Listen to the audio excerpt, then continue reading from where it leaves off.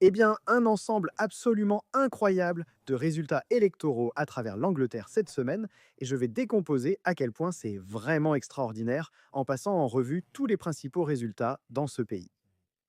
Veuillez donner rapidement un coup de pouce à cette vidéo pour faire passer le mot, car je pense vraiment que les gens ont besoin de connaître l'ampleur du changement. Que nous voyons dans ce pays en ce moment, et bien sûr, cela n'a pas été bien reçu partout. Vous avez le Financial Times avec cet article-là clairement pas très content. Je veux dire, je pense que ce qui est encore plus indésirable, c'est le fait que vous avez eu près de 2000 autres personnes traversant illégalement de la France à l'Angleterre sur de petits bateaux. Cela se produit régulièrement encore sous le Labour, comme avec les conservateurs, des centaines de personnes sont libres de traverser. Et nous venons d'apprendre maintenant que la hausse des demandes d'aide des migrants a dépassé le milliard de livres sterling et que les demandes d'aide des ménages de réfugiés ont augmenté de 33% en un an. Et ensuite, ils se demandent pourquoi les réformes se portent si bien. Et vous savez, cela aurait pu être encore plus extraordinaire cette semaine, car bien sûr, de nombreuses élections, y compris là où je suis en Essex, ont été annulées à la dernière minute. Ainsi que dans des régions comme Suffolk et Norfolk, la réforme aurait très bien réussi.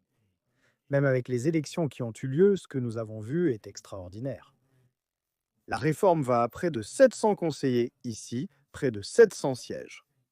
Et vous voyez que c'est un effondrement pour les conservateurs, un effondrement pour le Labour. Les conservateurs, sous un nouveau leader, sont censés être en mode de récupération, ne l'oubliez pas.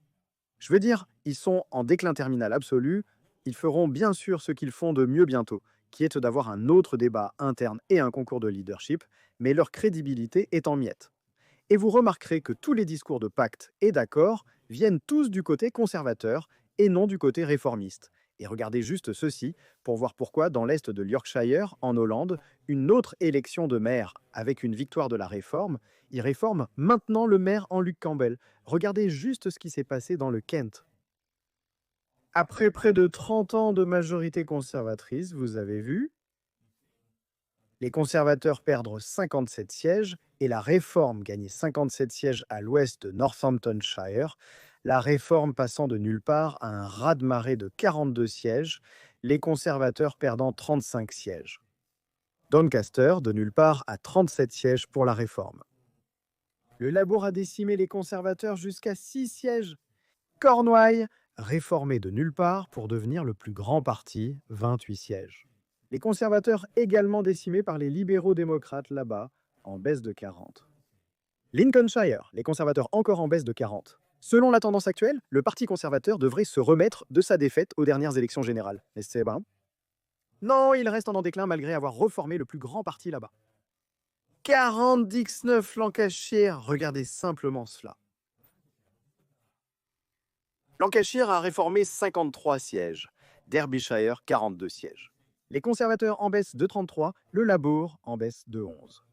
À Durham, l'un des résultats les plus spectaculaires, il y a eu une réforme de nulle part à 65 sièges.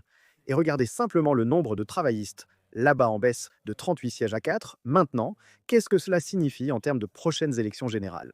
Eh bien, l'analyse a été faite à ce sujet en termes de pourcentage et de potentielle victoire de sièges lors des prochaines élections générales si cela se produisait, et elles sont vraiment incroyables. Vous voyez, les conservateurs seraient en fait réduits à être le quatrième parti là-bas.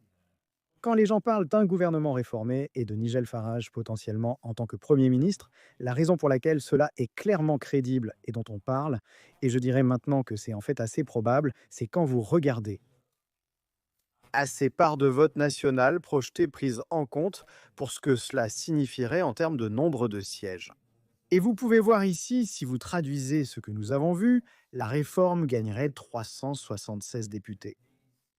Le Labour serait en baisse de près de 300 sièges à 113. Les libéraux démocrates, eux, seraient réduits à 71 en légère baisse. Mais regardez simplement le chiffre des conservateurs ici.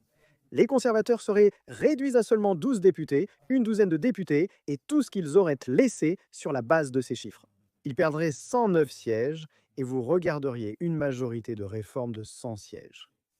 Donc non seulement le Labour est décimé, mais où vont les conservateurs à partir de là? Comme je l'ai dit, ils sont censés être en mode de récupération sous Kemi Badenoch. C'est très clair maintenant.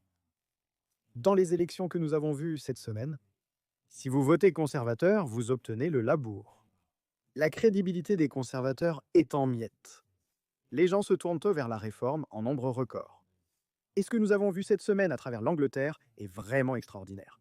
Maintenant, bien sûr, le défi pour la réforme, et Nigel Farage l'a dit, est pour la réforme où ils ont gagné de livrer, de ne pas être comme tous les autres, qui disent simplement n'importe quoi, et puis tournent le dos à cela. Nous l'avons constaté depuis des années, que ce soit sous les travaillistes ou les conservateurs. Il est temps de tenir nos promesses, d'autant plus que de nouvelles élections approchent.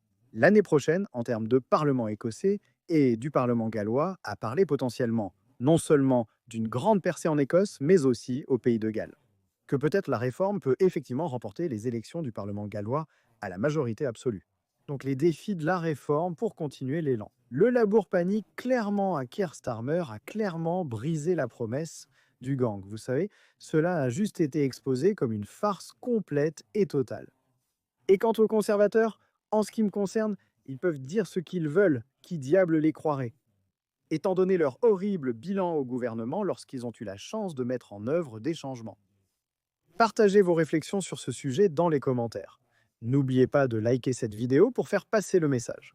Pour que tous soient informés, c'est essentiel. Comme toujours, un merci d'avoir regardé